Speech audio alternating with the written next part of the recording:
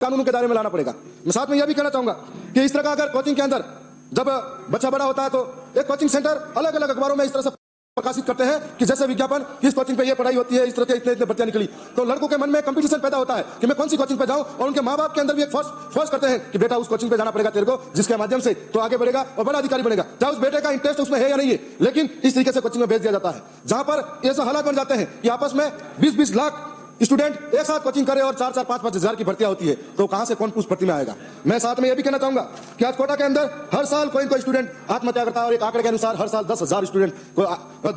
आत्महत्या करते हैं। एक नौजवान जब उसके माता पिता उसको पढ़ाते लिखाते बड़ा करते हैं और उसके बाद में जब उम्मीद होती है कि ये बड़ा होकर नौकरी लगेगा, लेकिन बड़ा होने के बाद में कभी पंखे के ऊपर उसकी लाश लटकती मिलती है, तो किस तरीके की निराशा उसके सामने होती है। इस बात को हमें सोचना पड़ेगा और आज ये चर्चा कराई है उसके लिए भी मैं धन्यवाद कहूंगा कि आपने महत्वपूर्ण विषय पर चर्चा कराई है। साथ साथ में हम लोग दक्षिणी राजस्थान से आते हैं, हमारा इलाका ऐसा है जो आर्थिक रूप से सक्षम नहीं है, वहां पर बड़े हालात है जहां कोई मजदूरी करके बच्चे को पढ़ाता है तो कोई खेती बाड़ी बेच के, कोई गहने गिरवे रख के पढ़ाता है। ऐसे में जब डिग्री पूरी होती है तब उम्मीद रहती है कोई नौकरी मिलेगी, तो हर बार वो भर्ती की आस में जब लगता है कि बड़े बड़े शहरों में महंगी महंगी कोचिंग होती है उसके अंदर जाएंगे तो नौकरी लग जाएंगे, तो ऐसे उम्मीदों के साथ में अपने पिता के खेत और सारी चीजें गहने गिरवी रखे इन कोचिंग में आते हैं। जब कोचिंग में आते हैं, तैयारी करते हैं और तैयारी के बाद में अचानक से एक खबर आती है कि इस बार का जो पेपर था लीक हो गया। जब पेपर लीक होने की बात आ जाती है तब हमें ऐसा लगता है कि उनके सपने, सदन की कार्रवाई पूरी होने तक सदन का समय बढ़ाया जाता है।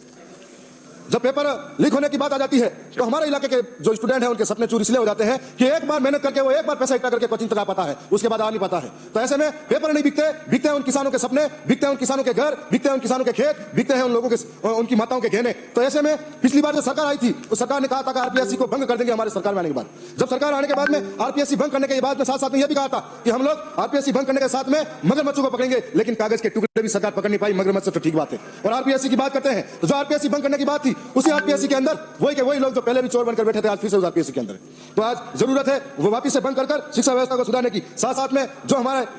ये जो सरकारी विद्यालय हैं इनके कंपटीशन का जो समय है, इसके अंदर कंपटीशन में क्राइटेरिया लागू कर दिया गया न्यूनतम अंक का, बीपीएड हो या अन्य भर्ती के अंदर। तो अन्य भर्ती के अंदर हो या बीपीएड हो, इन भर्ती के अंदर जो न्यूनतम अंक है प्रणाली है उसे कम से कम टीएसपी इलाके के लोगों के स्टूडेंट के लिए तो नहीं करना चाहिए, ताकि वो पहले से आर्थिक रूप से सक्षम नहीं होते हैं और इस कंपटीशन की दौड़ में शहरों के मुकाबले पीछे रह जाते हैं, तो वो उस संभल नहीं पाते हैं, तो उनके लिए खत्म होना चाहिए। मैं साथ में यह भी कहना चाहूंगा कि हर बार जब जयपुर जैसे, सीकर जैसे, कोटा जैसे महंगे शहरों में कोचिंग करना हमारे लिए बहुत बड़ी मुश्किल की बात होती है। तो ऐसे में कई बार भर्तियां होती है और भर्ती के अंदर कई तरह के घोटाले होते हैं, तो हम लोग ये कहते हैं कि टीएसपी इलाके के अंदर एक अलग से भर्ती का बोर्ड होना चाहिए जिसके माध्यम से उस इलाके की भर्ती अलग से हो सके। साथ में यह भी कहूंगा कि आज संवेदनशील मुद्दा है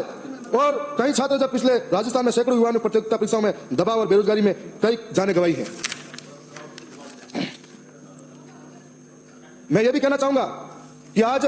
जो बेरोजगार हैं वो कई स्थिति से जूझ रहे हैं। हर साल राजस्थान का एक आंकड़ा है, हर साल 10 लाख नए बेरोजगार पैदा हो रहे हैं। तो सरकार के पास कोई पॉलिसी होनी चाहिए जिसके माध्यम से इनको रोजगार दिया जा सके और पेपर के अंदर जटिलता लानी चाहिए। चतुर्थ श्रेणी का पेपर है, उस पेपर को भी इतना हार्ड दिया जाता है जैसे आरएस का कोई पेपर हो, तो वो कोचिंग को मजबूर हो जाएगा। दूसरी बात, कोई कोचिंग करने के लिए बच्चा जाता है तो पहला एक करियर गाइडेंस होना चाहिए। जब कॉलेज से निकलता हो या 12वीं क्लास से निकलता हो, करियर गाइडेंस के माध्यम से उसे दिशा मिलनी चाहिए कि वो किस तरीके से किस तरफ जा सके, ताकि उसके उस दिशा के माध्यम से अपने करियर को बना पाए। और साथ साथ में हर बार विद्यालय के अंदर पेरेंट्स और शिक्षकों के बीच में सामंजस्य बिठाना चाहिए, जिसके अंदर पेरेंट्स को यह भी बताना जरूरी है कि आपका बच्चा है, आपका भविष्य है, इसको किस तरीके की दिशा देकर आप आगे ले जा सकते हो। क्योंकि कई बार आस पड़ोस के बच्चों को देखकर एक माता पिता वो भी ये सोचता है कि मेरा बेटा भी ऐसा बन जाए, मेरा बेटा ऐसा बन जाए, लेकिन क्या उसका इंटरेस्ट क्या है उस तरीके का कोई नहीं देखता है। तो इनका करियर गाइडेंस भी होना चाहिए। साथ साथ में यह भी कहना चाहूंगा कि आज जो कानून ला रहे हैं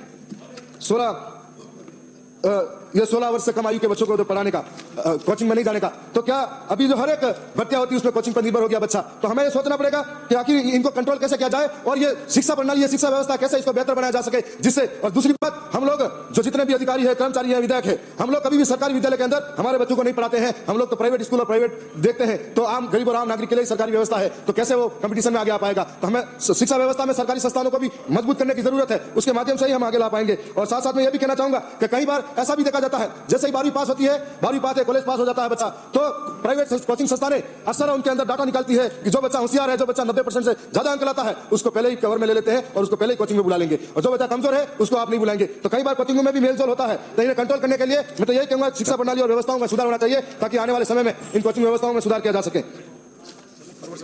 और मैं यह भी कहना चाहूंगा इस कानून को प्रवर समिति में भेजा जाए, जिस पर विचार किया जा सके। मैं पुनः सभापति महोदय का बहुत बहुत धन्यवाद देना चाहूंगा कि आपने बोलने का अवसर दिया।